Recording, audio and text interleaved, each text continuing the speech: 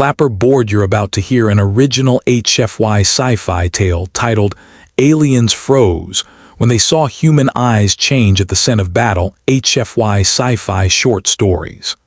Find a quiet spot, put on your headphones, and let the stars fall silent. If you enjoy cinematic sci-fi narrations, consider subscribing for more.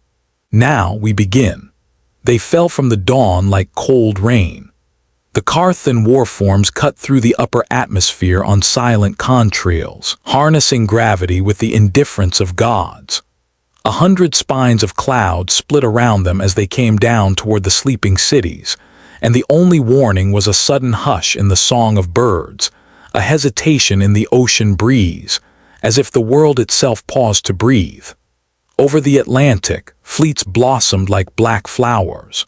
Over mountains and plains, their machines unfolded legs and eyes and weapons that had never before been seen beneath a human sky. Sirens screamed late. Cameras caught fragments, points of light streaking over Florida, shields unfurling over Shanghai, a storm of narrow shadows tumbling across the Sahara at dawn. Children woke to the glare of day-bright night and asked their mothers why the windows glowed. Soldiers in bunkers and politicians in underground rooms picked up phones that had stopped making sense.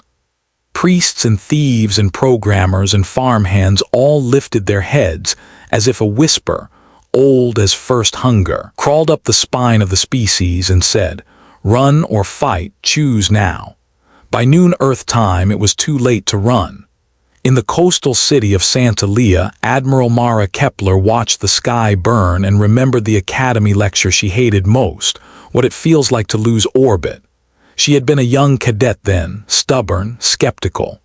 The instructor, an old woman with tired eyes, had said, "It feels like you're shrinking in your own skin. It feels like a hand closing around your throat." Mara hadn't believed in hands that big. Now, at the shattered window of the command annex, she believed. "Report," she said. Lieutenant Arjun Thapa, still in a smoke-stained shirt, stared at the wall display as if it were lying.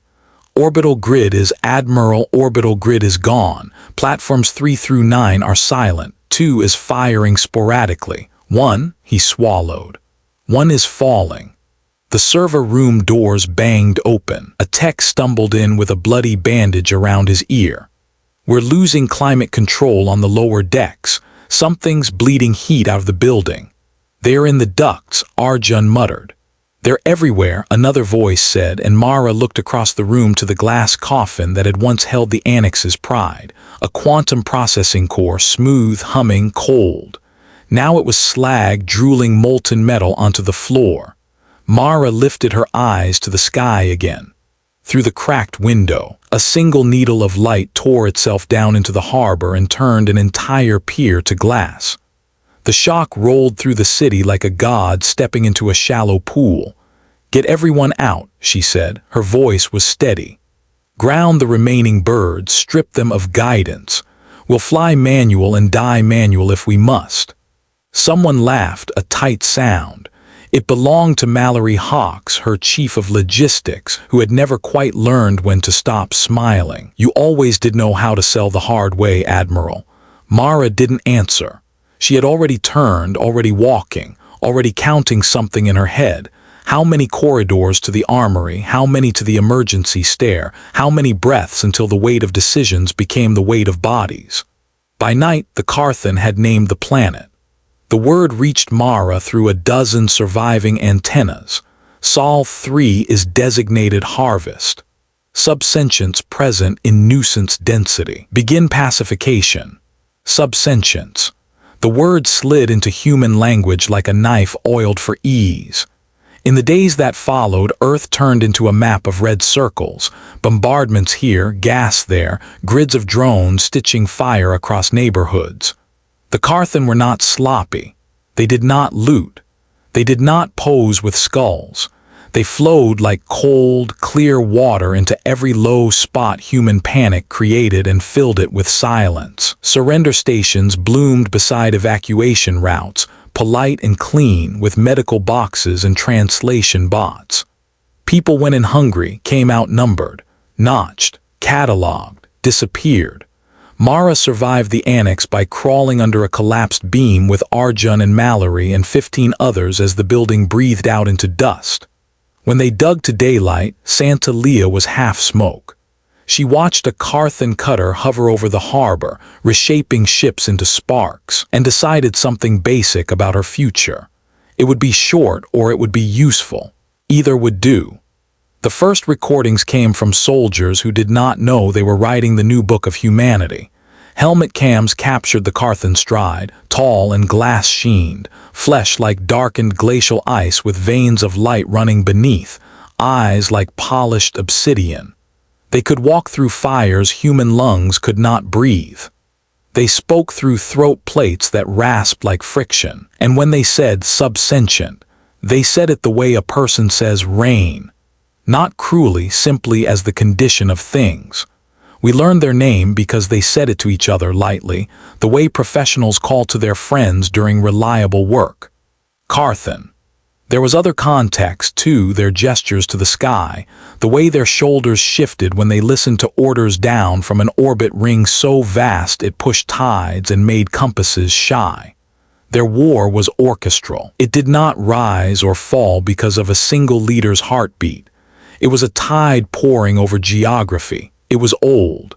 And yet the first time they saw it in person, the thing that would become legend, they stopped. Not long, not like a man pinned in headlights, just a half step, a pause, a blink of some inner membrane across the eye. Then they shot because they were still soldiers. But for a moment, there was hesitation because something made no sense. It happened in a commuter tunnel beneath Meridian, where a Carthan squad moved through steam that smelled like copper after rain. They had lined the walls with resonance charges, turning the tunnel into a throat filled with humming teeth, and they were halfway down when a figure stepped from the fog ahead, bare-armed, gaunt, a woman with a rag wrapped around her forearm and dried blood on her cheek. The first Carthan raised his weapon. The woman lifted a pipe wrench like a sword. Madness. Futile, then her eyes changed.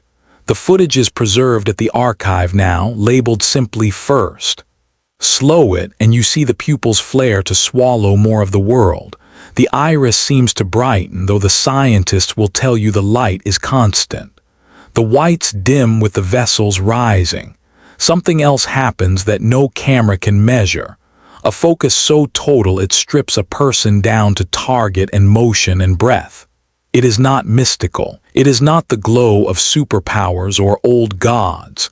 It is the body's ancient switch, thrown with both hands, adrenaline hitting like glass breaking underwater, cortices going silent, muscles reprogramming to ignore pain. Humans have carried this switch since they ran barefoot from tooth and claw on black nights. It is the scent of battle caught in blood. The Carthan did not have this. At least, not in the same way.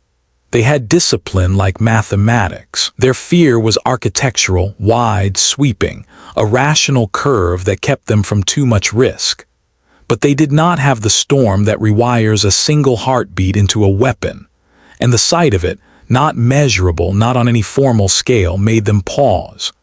They paused long enough for the woman to rush the first one, plant the wrench like a comet in the joint where plates of him latched, and tear something loose. Her grin, scar-bright, furious, alive, split the steam as if she were a torch. Behind her, shadows unfolded. Others came, silent at first, then shouting with voices that changed pitch because the breath that had been fear was now a roar, and the tunnel learned a new language made of metal on bone and blood falling hot. 4 Carthan walked out of that tunnel. 2 limped. 1 carried the head of his friend, stunned. The recordings played back through their squads. They named the humans sentry actives. Then their medics called them cortical anomalies. Then someone trying to be funny called them glow eyes, and after that the word traveled wrong and everywhere. Men and women in basements and forests whispered to each other, "Let them see you change." There are personal stories in all wars, and none of the personal stories should be swallowed by a single myth. But for the next months, the myth carried the people who had nothing else to carry.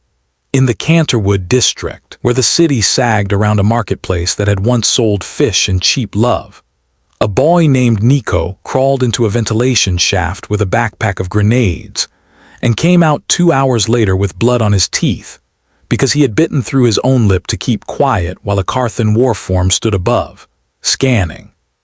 On the edge of the Black Plains, a farmer named Hawa dug up the wire mesh of her old storm shelter and reshaped it into a cage that fit around a Carthan drone. She fed the drone acid made from engine cleaner and lemons, and when it coughed the last of its programming into the dirt, she etched every symbol on its remaining wings into the inside wall of her house and called it a prayer.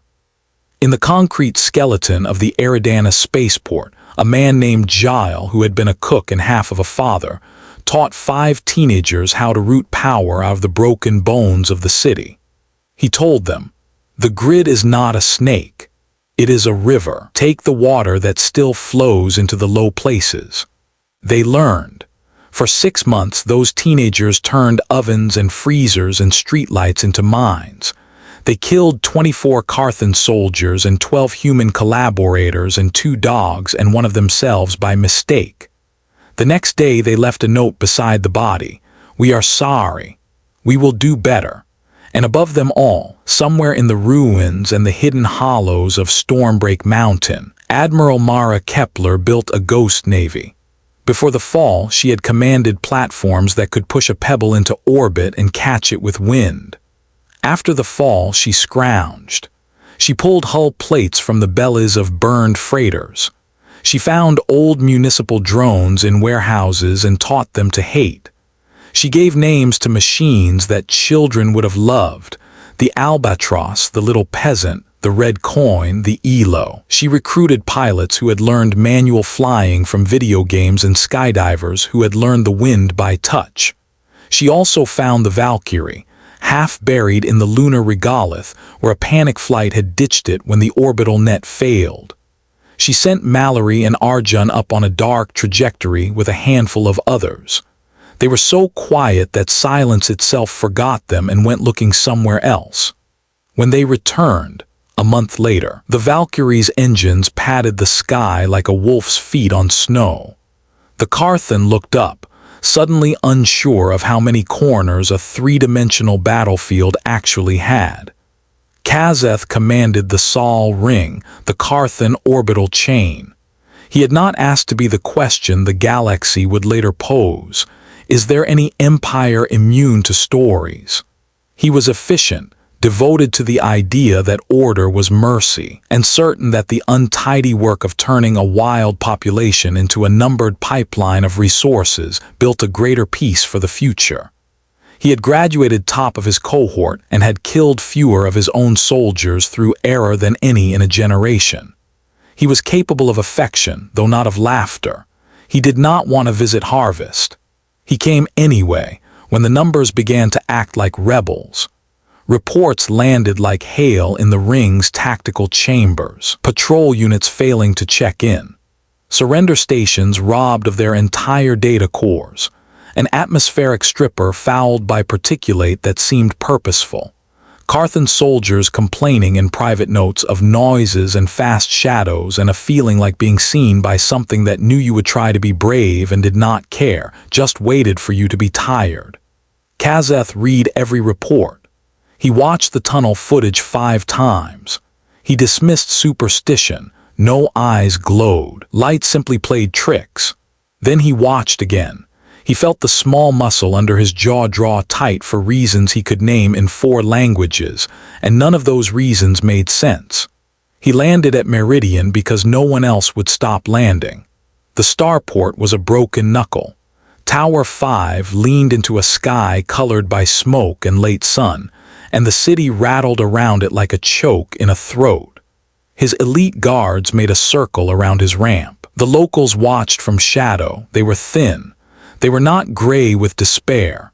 They were a color Kazeth did not recognize.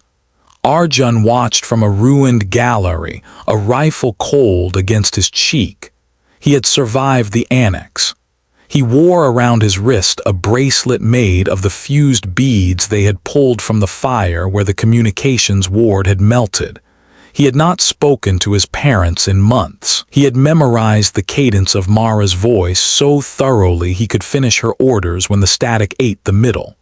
He measured the distance to Kazeth's throat in quiet parts of his heart when he tried to sleep. "Hold," Mara said in his ear. "Not yet." The guards fanned, measured, recorded micro-signals in the dust. Kazeth set his boot on earth and felt the gravity of the place like a hand, not around his throat as the academy had warned him, but gripping the back of his neck like a coach saying, "Now do this thing properly." He did it properly. He brought order the way a person, tired after a long day, sets a table with mechanized care, checkpoints, search patterns, drones like hovering seeds. Politeness scripted into the translation plaquettes on his soldiers' throats. He did not know he had already lost the first war, the one that would decide the timing of all others, the war of naming. We had named the tunnel video first. The teenagers of Eridanus named their minds teeth. Mothers named Carthan checkpoints broken bridges, as in, "We will meet at the broken bridge at dusk," meaning, "We are taking the long way and it will be worse." The soldier in Santa Lia who had lost her sister in a blaze named the daily work of waking up again, as in, "I can do again today." Mara named the new plan Hollow Star, because she liked the River Whisper old name for a superweapon that had never worked. She said the words aloud, quietly, in the stone bunker where she slept sometimes on coffee crates, and once the plan had a beautiful lie for a name, it got brave. Hollow Star began with a rumor. They would seed it into the Carthan networks, disguised as surrender camp gossip and intercepted desperate prayer. The rumor said, the humans had reawakened an orbital platform in the southern hemisphere, something that had survived under the ice. Kazeth did not believe in miracles. He believed in math that manifested as power. He sent a probe, then he sent a squad. Then the ring shifted resources like a man turning in sleep. Whole swaths of sky went bare where once they had been watched. That was enough. The Valkyrie launched in a night so black the stars burned as if sharpened. On its belly, old solder glimmered. In the cockpit, Mallory closed her eyes for 5 breaths and thought of a beautiful place she had never seen. A farm with white chalk soil where the wind drew lines no person ever could. The ship slid up and through and away. Arjun coordinated the ground. He had 64 cells that listened to him and 30 that pretended to, and 11 that did not exist who nonetheless obeyed his orders. He moved them like someone who once had played the violin, wrist smooth, ear certain of the difference between almost tuned and true. He told 5 of them to die in obvious places to convince the Carthan something else was true. They did. He said their names before he slept. He added a new name each evening and feared the day he would be too tired to say them all. By the 5th day, the Carthan ring had set 3 watchers above the southern hemisphere and none above the northwestern quadrant. That was where Mara sent the drones. They had been rivers once. Delivery drones bringing breakfast and groceries and clean shirts. Now they wore plates cut from stop signs and refrigerator doors. They carried old EMP crowns and coils of wire that sparked like arguing cats. They flew low, then high, then low again, murmuring like remembered bees. They reached high enough to throw themselves against the underside of Carthan orbital bus stations, where cargo pods came and went with a commuter's rhythm. They behaved like the worst of us when we have decided to get something done. They broke. 3 collapsed the same way, like men whose legs stall at the same time. The 4th tore a gap that had not been in the Carthan calculations. The Valkyrie slid through that stitch like a needle and went humming along the seam of shadow toward a data spine that, if cut, would turn the ring into a crown with 1 jewel missing. Kazeth felt it like weather. He was in a temporary command dome at Meridian, touching the holographic representation of ways humans might move, and the back of his mind noted a pressure shift in the tide of orchestration. He lifted his head. He did not blink. He adjusted. He sent pursuit. He told himself, all contingencies are tested or they are not contingencies. He meant to be calm. He was not. The Valkyrie had one moment to be a legend and it took it. It scattered chaff made from old city documents that glared bright in non-visual spectra. It grew a tail that was a lie. It nosed down as if dying, then cobraed up into the open maw of an access shaft and burned all the way through a thing that had been designed to survive anything except honorable suicide. When it emerged, trailing pieces of its own skin like desperate flags, the ring flickered visibly. Streetlights on 5 continents died and returned. Satellites fell silent mid-sentence. A Carthan assembly platform took a half-breath's pause long enough for 2 human missiles to make it forget velocity entirely. The Valkyrie did not survive the return trip. Mallory put it into the ocean she had imagined as chalk, and it went under with the elegance of a hand unclenching. Arjun stood above a different ocean and closed his eyes because he felt the world alter. He heard Mara's voice say, not in his ear but in the part of his heart that made decisions, now. It was not a single battle that followed because this was not a civilization of arenas and champions. It was a season of battles. It was fire above and heat below, and old storms telling new stories. It was children carrying water across rubble for men who could not walk, and men teaching those children to push a button when the Carthan stepped in the right place. It was the Eridanus teenagers, 2 fewer than before, blowing a bridge long enough for a train of civilians to crawl along its skeleton to another kind of life. It was Hawa sitting on her porch with a shotgun across her knees, and saying to a Carthan patrol, in a voice that was plain as daylight, "You are not allowed." It was also Carthan hands lifting human bodies with care, because there is a kind of soldier who remembers propriety even when obeying cruelty. It was Kazeth looking at maps and not seeing the faces behind the numbers until he permitted himself to. It was a Carthan medic leaving a bandage on the stoop of a broken church after stitching a wound in darkness, because blood is not subsentient when it all smells the same in your hands. Worlds end in minutes and centuries at the same time. Sol 3 moved through both. There was, among the many contested days, one that the memory keepers insist you must hear. The day the Carthan learned how humans looked right before the charge and had to teach their fear new words. They called it later the Battle of the Salt Fields. In the arid basin where a sea had once lay, wind now drifted lines of shimmering white across cracked ground. Sound carried far in the dry air. The sky had been polished by heat into a pure blue that felt like indifference. Here, the Carthan had built a field station that collected the planet's sweat and turned it into something useful. The station rose from the salt like an altar, meticulously symmetrical, all edges, no mercy. Mara wanted it broken, not because of the material which mattered, but because it was a symbol sexy enough to kiss when you wanted to scream. She sent 500 up against 6,000 because she understood that on a day like that, Math and Will met on a middle ground named how much can you stand in the light you make for yourselves.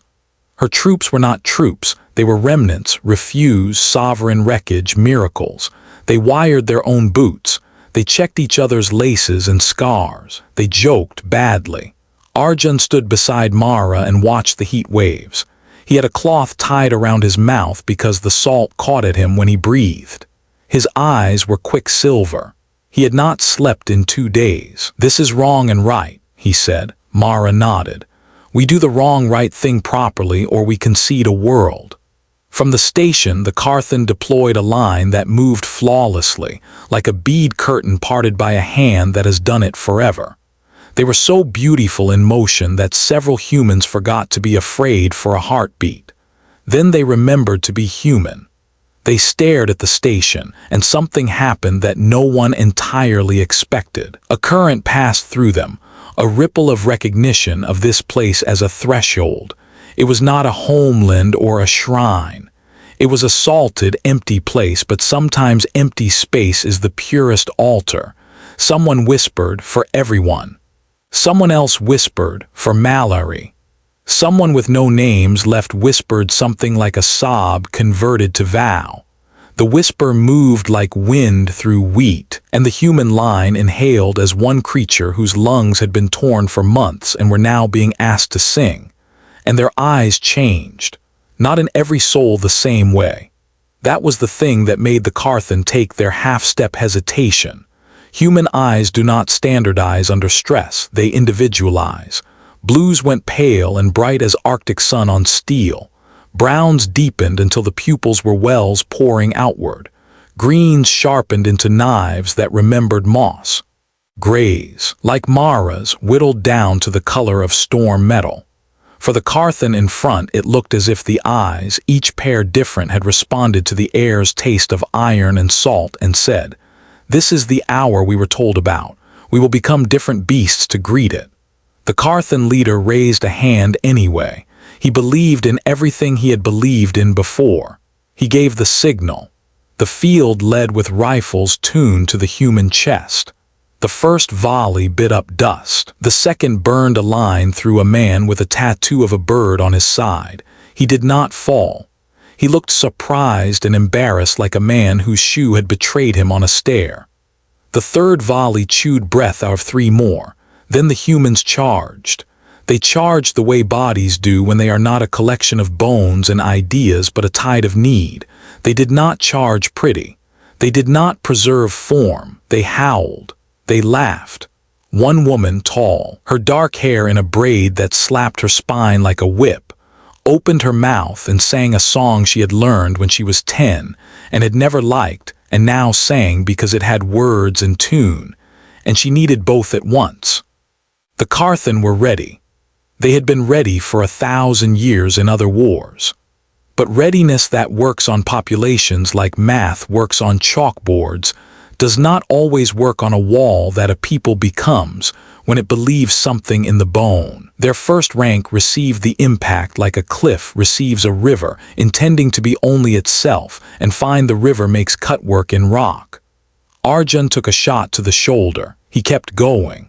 A Carthan reached toward him with a blade whose curve spoke of a gentle designer. Arjun slid down under.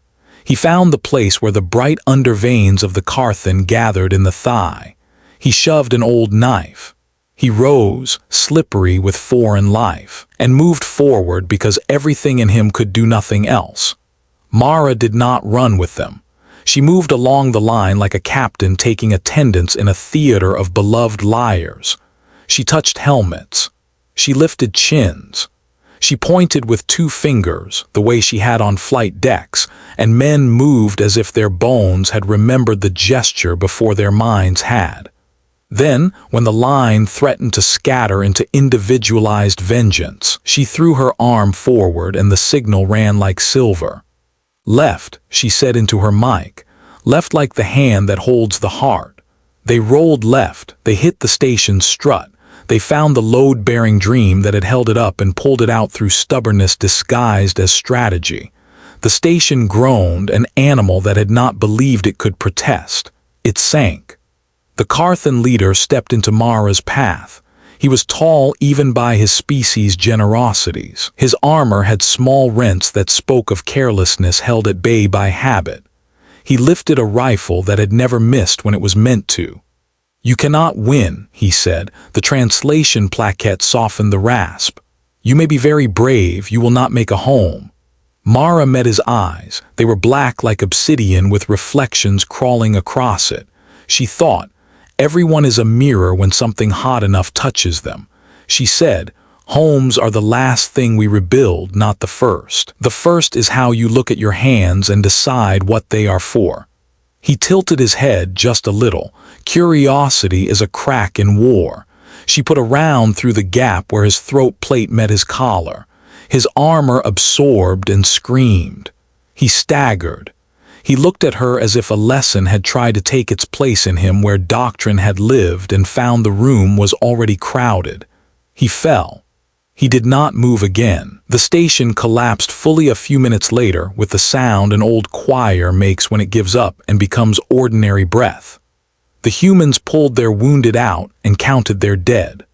The salt lifted small crystals on their faces and made it seem as if someone had tried to crown them while they cried. Arjun sat with his back against a rusted crane and looked west until the blue of the sky ran out and night began. He saw streaks there, Carthan shuttles moving like hateful honeybees toward somewhere he had not intended to point them. He smiled then, small, crooked, guilty, because guilt is how he loved the people he could not save. He lifted his hand to Mara in the low gesture of children in school saying here. She nodded. It was the same gesture she had learned from a teacher who had made her say the names of stars and how they would die. You will ask where Kazeth was during the salt fields. He was above, watching. You will say, a commander on a ring does not feel wind, does not feel salt, does not feel the look of the enemy. You will be right and wrong. He watched the feeds and told himself this was a day only, that days like these happen and pass, that he had data enough to insist the line of history would move the way it was supposed to. He said, we have not yet engaged our full capacities. He said we are the larger machine. He did not say, the place inside me where story meets duty has started to feel like a battlefield too. Word went out, not by formal channel, by the ways that matter.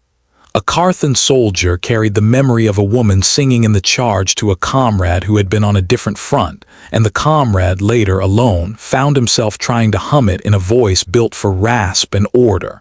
He sounded terrible. He sounded haunted. Among the humans, whispers grew teeth. We made them look again. It was not victory. It was continuation. The Carthan answered with more. As all empires do when someone asks them a question they do not like, they raised their voice and brought larger hands. They called down an atmospheric measure that burned entire valleys into glass.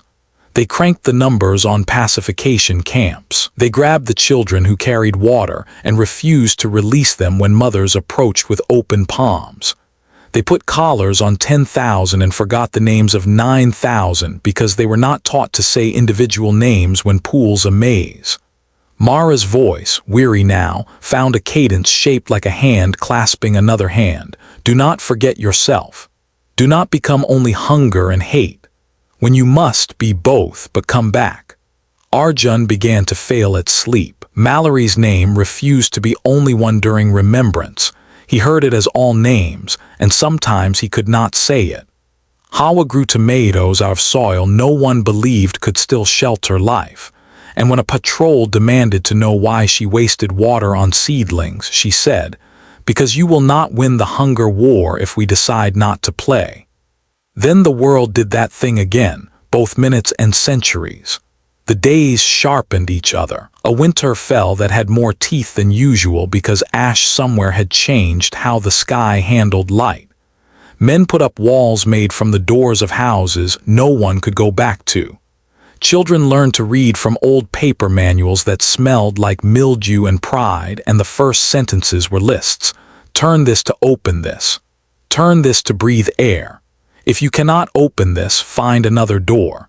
In a cave beneath the northern mountains, a group of elders who had taught poetry decided to measure the new myths and found themselves writing the first chapter of a book that would be called to look like that. It is possible to fall in love with a story and kill yourself with it. Kazeth understood that intellectually. He had watched planets spin out of their own legends and into the cold. He did not expect to be the one looking at a story and seeing himself in it. He told himself he was immune. He was not. He stood in the quiet hours and watched the video of the tunnel. He watched the salt fields. He watched the way the human pupils widened, the way the people leaned forward into their own deaths as if into a kiss. He felt something ache in the space he had always reserved for certainties. He told no one. He issued harsher orders. He forbade the word glow in official reports because he did not like that the word was halfway to holy. His officers obeyed until that obedience began to taste like ash. Mantrad, his second, said privately, "We are breaking the branch. The fruit will not grow." Kazath answered, "Branches regrow. This is not our orchard." He felt tired. He felt old in a body that did not age the way humans did. He asked for transfer. The council refused. They said, "You are so efficient as the hand that presses these people to proper shape." He asked what proper was. The council sent him a string of numbers that added up to quiet. When the quiet did not arrive, the Karthan did something they thought they did not do. They grew afraid. Not of the species as a whole, not of numbers. In the place where such fear lives in empire minds, they did not place humanity. But their soldiers on the ground began to avoid patrol routes if those routes had tunnels. They hesitated twice as long at the front of a charge if the light hit the eyes of the enemy in a certain way. They began to have dreams in which they themselves ran forward with their eyes on fire and did not know who they were, and woke with their throat plates searing hot against skin. Meanwhile, in the hollow under Stormbreak, Mara finished the last piece of the second movement of Hollow Star. If the ring could be made to stutter again, and if a certain long-abandoned orbital gun could be made to speak, she would say a sentence to the sky that would make an empire listen. It would not be "you can't." It would be "we are still here." Empires know how to crush "you can't." They do not know how to answer "we are still here." The gun in question had been left on a platform that had drifted into a debris leash around an old research lab. Mallory had died. Arjun had named a new pilot with careful hands and a lighter heart because he believed in the math of odds and joy. The pilot's name was Sierra, and she had flown kites through tropical storms as a child. When Mara told her what was needed, Sierra smiled like wind lifting a prayer flag and said, "I can make a string sing." She took 4 drones and a ship that was 2/3 spare parts and called them Chorus. She went up in the shadow of a meteor shower because if you are going to be legend, choose appropriate weather. The ring saw her. It would have taken a blind god not to. They sent disease in the air. She danced in mask and glove. They sent numbers the way a beehive sends itself through a cracked barn window. She pressed her ship's belly against the gum-ridged underside of an abandoned station and shoved. It moved a fraction. She did it again. She did it until her hands shook. Her drones bumped debris into place. The debris became mirrors. Light went where it was not meant to. The old gun, which had been designed to fire only when a certain key turned, saw enough key in the pattern of the light and opened its one eye. "Sing," Sierra told it. "If you were on Earth that night, and you are listening to this, you remember how the stars forgot to be themselves and became lines moving fast. You remember the hole in the dark where the ring had been. You remember a sound like someone opening their mouth with no tongue and trying to say your name. That was the gun. It fired once. It tore 3 struts out of the ring and made the council lean forward in their chairs and consider, for the first time, that this pacification might be expensive in a way that did not answer to ledgers. Sierra did not come home. She flew the Chorus into the gap she had made to hold it open while a choked born tiny ship slid through carrying a single message drone. That drone carried a sentence that no algorithm could translate into numbers. "We want no throne, we want mourning." Mara sent that sentence because she had run out of mathematics that served mercy and wanted mercy to try itself with hunger's strength. You may think the Empire laughed. You may think they burned, clean, cold. They did not. They paused. The pause was smaller than a breath measured in dots and dashes. It was long enough for 40 people to move across a street wrecked in Meridian. It was long enough for Hawa to plant 3 more seedlings. It was not long enough to change everything. But it made space inside Kazath's head where a different thought could fit without being suffocated immediately. That thought surprised him with its shape. It was not. We are wrong. It was. They are not what we told ourselves they were. That is how revolutions begin inside good men who have done evil, with a small change in pronouns, then a bigger one, until the grammar of your days is unrecognizable. He did not defect. He did not turn all his guns around and rain mercy. He did something cowardly and necessary. He took his hand off the throttle a little. He delayed orders twice by seconds that saved lives. He allowed his troops to keep personal names for the humans they encountered rather than numbers. He stood once on a ramp in the night and looked down at a city that glowed only where hope refused to be extinguished and felt, faintly, the prickle along his neck that he had seen in the human charges. He did not talk about it. He tucked it in his armor like contraband. There are 1,000 more stories to tell. There is the little girl in the tunnels who traded in secrets like coins and bought herself, with knowledge, a life long enough to become an old woman with a cane carved from a Carthan gun. There is the Carthan deserter who stood before Hawa's tomatoes for 2 hours with his weapon lowered, and then turned and walked into the desert because he did not know how to ask to be forgiven.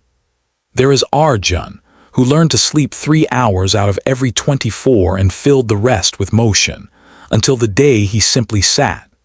He sat in a stairwell, woke an hour later with tears on his hands, and realized he had cried without making a sound. He whispered, as if to a god he did not know, "I will carry them if you make my back into a road." There is Mara, who became so thin you could count her bones if she had let you, who refused to let you. She began to wear her hair braided not because it was easier but because someone said, "You look like a story," and she found she could stand to be a story if it gave a child permission to fight another hour.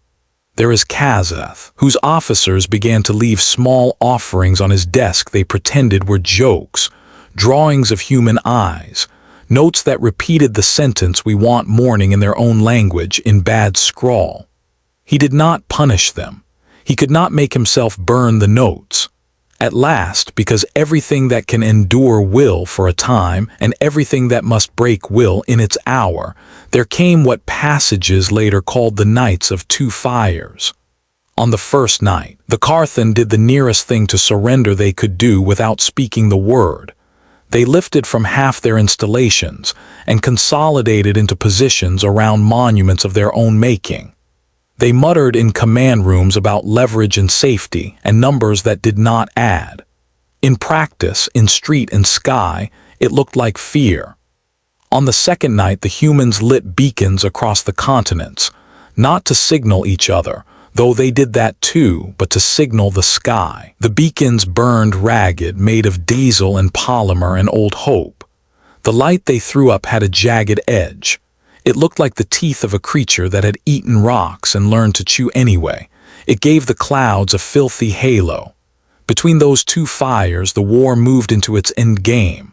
There was because there had to be a meeting, not at a table, not with flags, on a platform of a building that had once sold art and now sold breath. Mara stood there, with Arjun on her right and 3 children behind carrying heavy packs because symbols and machines weigh the same.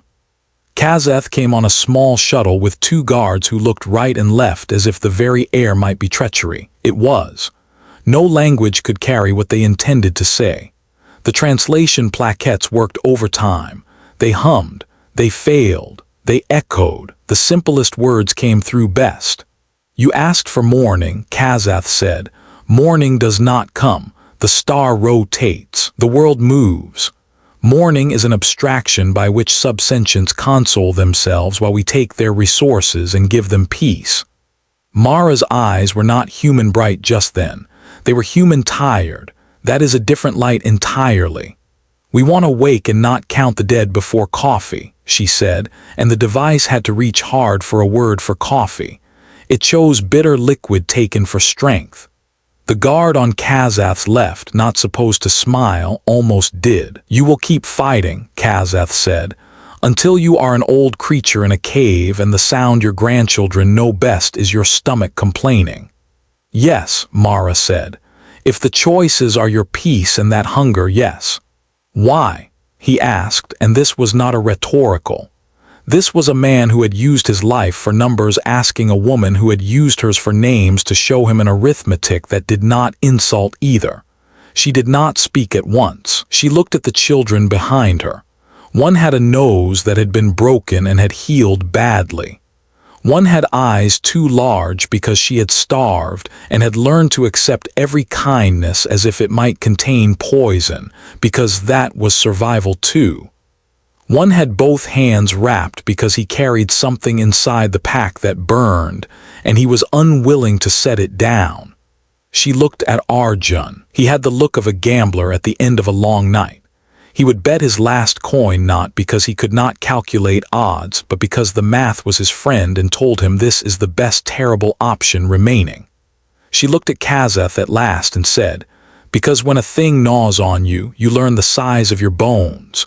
We want to know what we are, and we want our children to see morning and not think your voice belongs in their dreams. You want the word human to be a country. Yes, empires do not allow new countries midstream. Then get out of the river." He did not move, he could not. There were layers of hierarchy above him that would burn him for laughing in the wrong room. He should have ordered her killed then by any logic his training could tolerate. He did not. He said, "You will lose more." She said, "We already lost more than a species should ever have to spend. We have discovered we can go into debt that would drown a god." He surprised himself. He said quietly, "What happens when you win? You have made yourself sharp. What do you do with all this edge? Where will you place your rage when it has no reason, because all rage has a momentum even after you remove the push?" She looked out at a sky that had learned new colors for smoke. She said, "I plant tomatoes." The guards blinked. The translator stumbled. Kazeth's eyes, which had been hard, softened.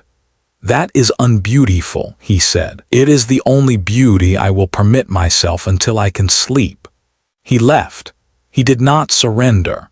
He returned to the ring and coordinated a retreat that was a war crime only if you believed in the idea that you must label everything strictly or it becomes history without lesson. He told his officers nothing about the conversation.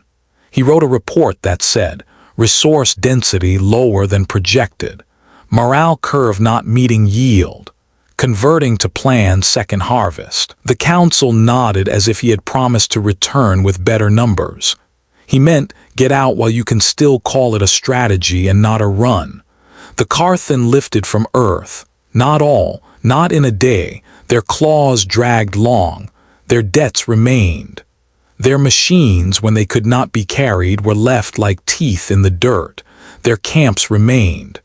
Their stoops held blood of many kinds. The starship that had said we will be here forever circled once more, and moved its orbit to a place where gravity remembered it and insisted to itself that the memory hurt. The first morning after the last shuttle lifted, Meridian woke to the smell of itself. It was not a beautiful smell. It was fried oil and still water and meat going wrong in the heat, because power had not returned, and someone had not learned yet where to store what's precious. It was the smell of live people going about. It was also the smell of ash that would never leave the cracks in the brick. Morning is an abstraction. It is also the moment your body says again. Arjun went outside and leaned into the light. He cried where no one could see because he wanted to be the one who held everyone, and this is impossible. You must sometimes be held by air and sun and your own skin.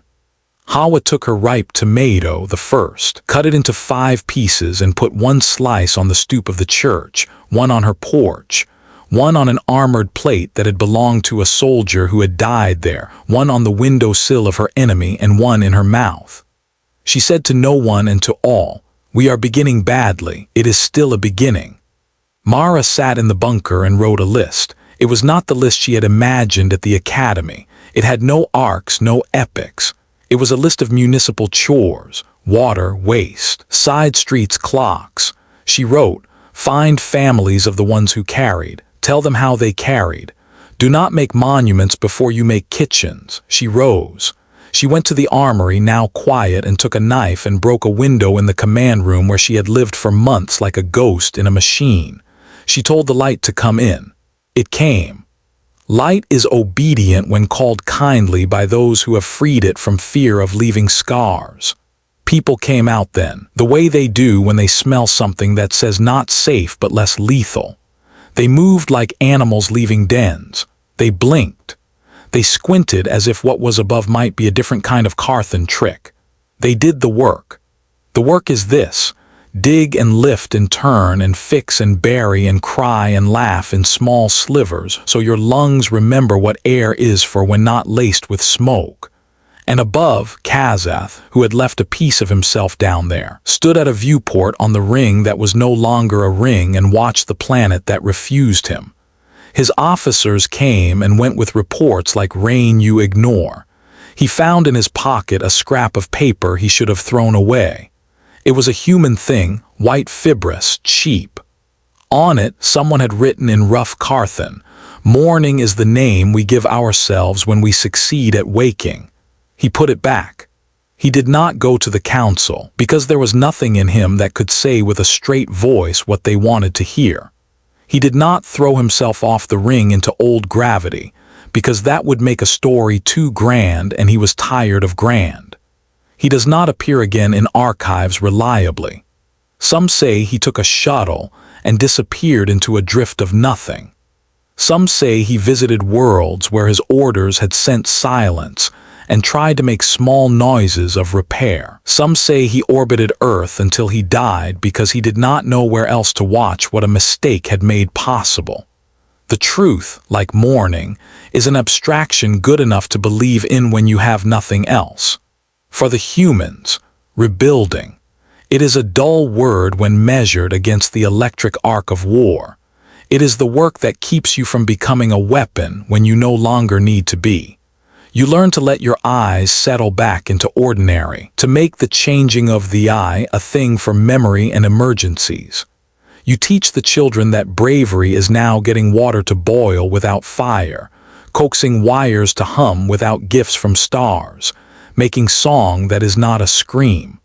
But you do not forget. You do not become so gentle that you cannot lift the hard thing when a hard thing needs lifting. The first ships that arrived from other species did not come as conquerors or saviors. They came like relatives who heard breaking and came to the door and knocked softly, wary. They brought food and algorithms and tapestries woven with colors we had no names for. They brought grief practiced on other worlds. They asked quietly if we would tell them the story with the eyes. We did. We told it too many times. We made of it a myth that hardened. Then we realized myth is better when it yields a little, when it can bend to hold more names. From this, a little empire grew, not of territory, of ideas. Word traveled past Carthan borders into the minds of people who had not believed in mornings for a long time. They whispered to each other in mines and on ships and in rooms that smelled like the edges of stew. The humans did not become a throne. They became a street. They made the street long enough for all of us to walk. Revolts rose where none had been scheduled. Taxes went unpaid with a discipline that taught fear a new grammar. Carthan policy, which had been a machine never self-reflecting, learned the word why and did not like it. The council changed chairs, then changed again. Back on Earth, Arjun married a woman with hands that knew how to fix and how to hold without reference to war. Hawa's tomatoes became lore, not because they were delicious. They were mediocre, but because they were the first thing someone tasted and said, "There is another flavor now besides ash." The Eridanus teenagers became teachers who made mistakes and apologized for them to children who learned apology could be strength. Mara grew old in a body that remembered every fall. She walked with a cane carved from a Carthan rifle stock and said, "If you must make something into a story, make it into an instrument also." She insisted on drills twice a year, eyes and bodies learning to change when they must. She insisted, equally, on festivals no Carthan calendar would ever admit. There were nights when someone rose from bed with a scream trapped, and only a sound like a broken bird getting out. There were days when new children roared just to see if they could. There were council meetings where two survivors of the same street war disagreed so beautifully that it made you hope you would one day be strong enough to complicate joy. There were also murders and thefts and a black market that learned to call itself gray. Perfection is a lie told to those too afraid to live with blood. We did not tell it. We did, however, teach our children a particular sentence. We said it quietly, like a ritual, not to summon magic but to sharpen memory. We thought we were conquered. We were wrong about that. We thought we had to become conquerors to live. We were wrong about that too. We told them the day across the salt fields. We told them about Mallory and Sierra and the smell of diesel in new snow. We told them about the tunnel and the woman with the wrench who probably died an hour later and became our first saint made of ordinary steel. We told them about Admiral Mara Kepler's eyes in the morning, not shining, just looking, and the way that taught more than all the charges combined. Somewhere in a wider galaxy, in a room of a Carthan school that had learned to teach that morning is also a kind of math, a young being lifted a hand and asked the teacher, what did they look like, right then, when they changed? The teacher, who had been trained to expect this question, said carefully, they looked like they had decided not to ask permission from the part of themselves that doubted. Could we look like that? The child asked. The teacher paused. You should look like yourself, but there are moments you may ask your eyes to be honest. The child made a note in a book he would later hide. In another room on another world, a woman taught a class of human children the basics of respiration and said with a small smile, breath is how you let your eyes choose their brightness. Learn breath, love breath, even if one day you must use it to scream. History insists on endings. It has to, otherwise the scroll never leaves the scribe's hand, and the storyteller grows old before the tune does. But endings are often just pauses a box makes around a mess, so you can carry it a little further without losing all the pieces. If you want a box, here. Mara died on a summer morning with her cane leaning against a chair, and her boots tucked beneath her bed as if she meant to wake and walk. Arjun took her knife and cut a ribbon from his own uniform and tied it around the cane, and said to a room that had held so many meetings, again. Hawa's tomatoes grew sweeter, because soil forgives if you give it enough years and tears. The tunnel where the first eyes changed is a museum now. It is also a commuter tunnel again, because reverence without traffic is useless. People rub the wall there, a particular spot near the bend, and say whatever prayer their mouth remembers. Then hurry on because they cannot be late to work, because mourning in the end is ordinary. As for the Carthan, some learned names for themselves other than what the council had made them. Some remained what they were and will meet a different story with their old arguments. Empires do not die. They become different shapes until a child stops recognizing them. When the day comes that your child asks about the ones whose hands fell like rain from the sky, you may say, they taught us something, we taught them something back. What we taught was not how to make a bomb out of a refrigerator door or how to rewire a drone with wire pulled from a mattress. It was how to hold a morning long enough to make it count. And if they, standing around a fire that is for warmth rather than signal, say, what if it happens again? What if someone comes and says we are subsentient? What if the eyes need to change? You will put your palm against their cheek, feel the muscle there that will tighten in the charge and relax in the field, and you will say, we remember, we will be afraid, we will be brave. We will step forward together, and if you must, your eyes will tell the truth for you until your mouth can. If you must have a final battle, keep it small. Keep it in your kitchen when you are tempted to shout at someone who loves you and you choose instead to plant something. Keep it on a street when a stranger stumbles and you decide your hands are not for pushing. Keep it in your breath when you want to stop and the day needs one more lift. There are aliens enough in the sky, and some will come again, and some will come with gifts. The eye that knows how to change at the scent of battle must also know when it can rest and see the ordinary as miraculous.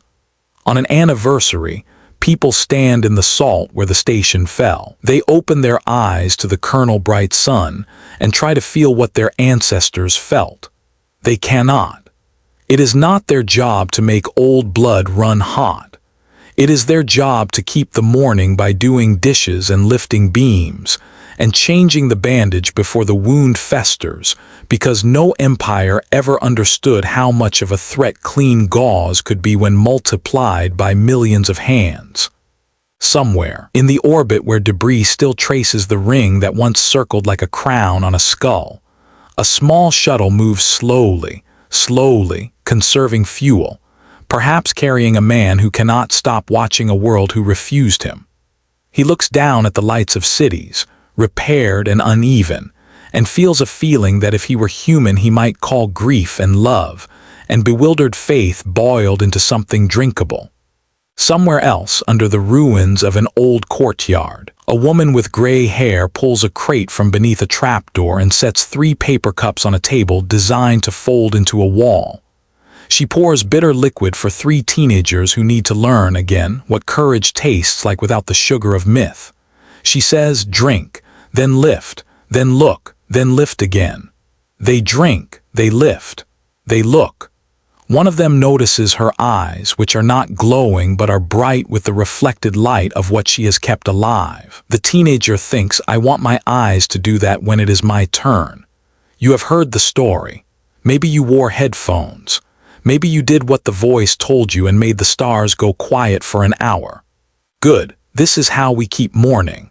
And if another day comes, and it will, when something huge moves in the sky and numbers fall like rain and a voice tries to call you out of your name, there will be a moment.